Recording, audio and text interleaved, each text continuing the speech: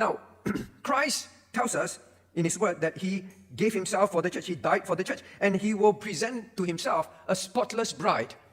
Now, when Christ said, I died for the church, doesn't mean that Christ died for BPCWA, died for the church in Ephesus, the local church.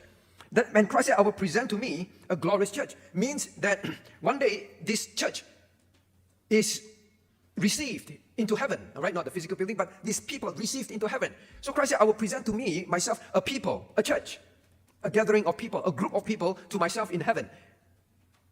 Now, there are people who reject this concept called the invisible church. Maybe it's the first time you're hearing, what? Invisible church? What is it?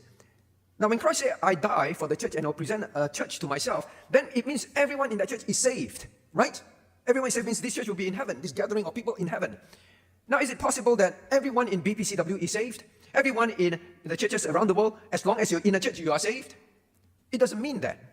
So, when the Bible says church, we have to also understand what the Bible is saying. There is the local church, where there are, try to use different color now, right?